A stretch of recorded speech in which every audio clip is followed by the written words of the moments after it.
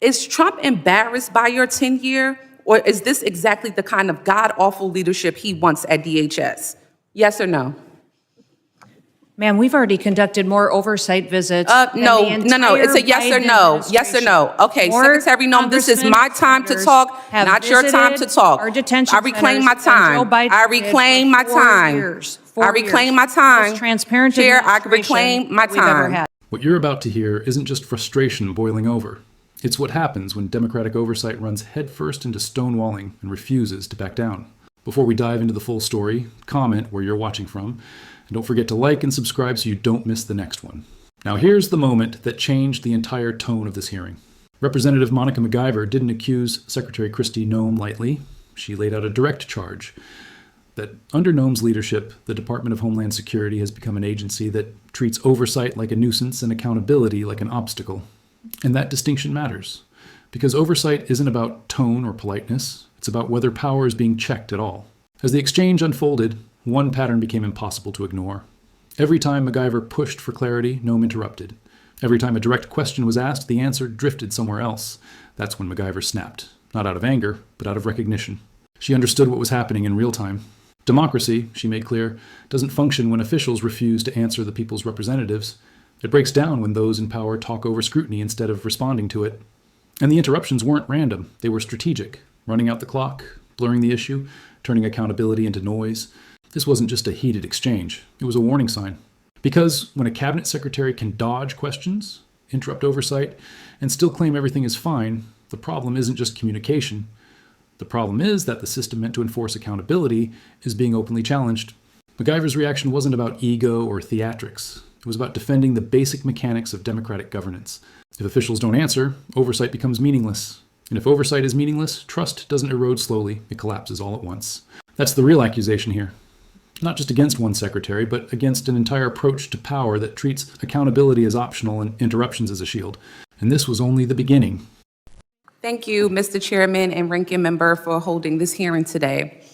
The greatest threat to the homeland right now is a Department of Homeland Security that the American people no longer trust, a department actively undermined by its own secretary. This is on you, Secretary Noem. Today's hearing is supposed to be about worldwide threats, but Madam Secretary, under your watch, the threat is coming from inside the building. Because when DHS, the department charged with keeping Americans safe, is caught breaking the law, lying to the American public, systematically dismantling oversight, fueling bigotry, and targeting vulnerable communities, trust is broken. Let's start with the basics. How can we trust your department with you at the helm? The American people deserve an answer, even if you've spent the past year dodging accountability like it's your full-time job. We need to talk about oversight. Oversight is not optional. It is not a courtesy because you feel like it. It is not something you entertain only when it's politically convenient to you. Yet, time and time again, Secretary Noem, you have treated congressional oversight as an inconvenience at best, and at worst, something to be invaded, ignored, or denied altogether. Republicans on this committee may be willing to hand over their constitutional duty in order to kiss this administration's butt cheeks, but I am not. I will never. My district is not, and the American people sure aren't. While Republicans turned this hearing into a praise fest for your failed tenure, communities across America, including mine in New Jersey, are made less safe because DHS under your leadership has become unproductive and malicious. All of the thank you that we keep hearing from across the aisle, there's no thank you from me. And we see the truth that you're trying to hide. The truth is you are deeply unqualified for the post you hold. This is on full display in the way you treat the people in this body, myself included, who have been elected to serve our communities and keep them safe. Representative Grajava, Senator Padilla, myself and others whose character, integrity, and bodies were attacked by your department without evidence and without apology. Far beyond being disrespectful, you have shown a complete disregard for the oversight authority granted to us by law. You have repeatedly shown that you will target whoever you want, whenever you want, without accountability. Members of Congress, members of our communities, and even American citizens, as many of my colleagues have continued to point out today. Secretary Noem, that's not leadership. That's not democracy. And that is not how this works. Again, this is not just about you. Don't want you to think this is just a pick on you day. This is about the Trump administration that has turned DHS into a political weapon. So I'll ask you this. Is Trump embarrassed by your tenure, or is this exactly the kind of god-awful leadership he wants at DHS? Yes or no?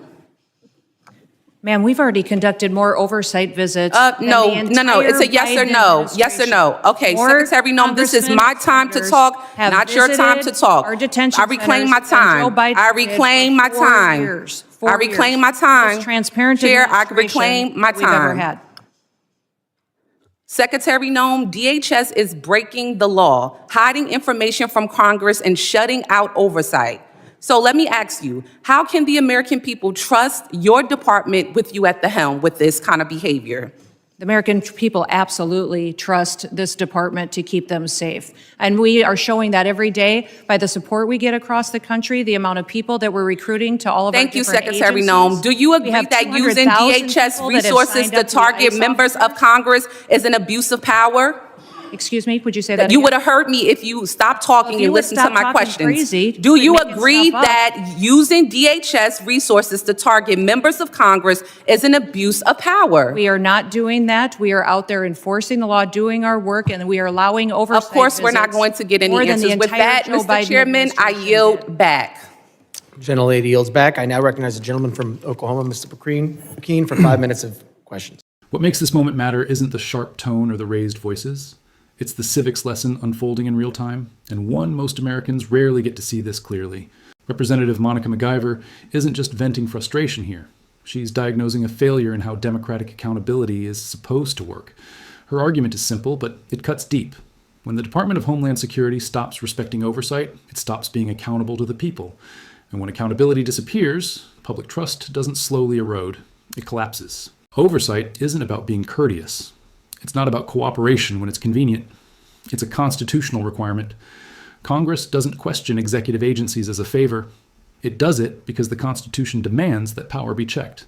DHS exists because Congress created it, funds it, and is legally responsible for ensuring it follows the law. When that oversight is brushed aside, the balance of power tilts in a dangerous direction. That's why the interruptions matter so much. When Secretary Noem talks over questions and responds with broad, comforting statements instead of direct answers, it isn't accidental. It's a strategy. Vague claims about trust or enforcement sound reassuring, but they avoid the specific issues Congress is obligated to examine. McIver recognizes that pattern and refuses to let it slide. Her line, "You would have heard me if you had stopped talking," lands because it captures a larger truth. Accountability requires listening.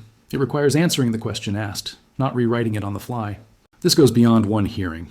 This is how democratic erosion actually looks.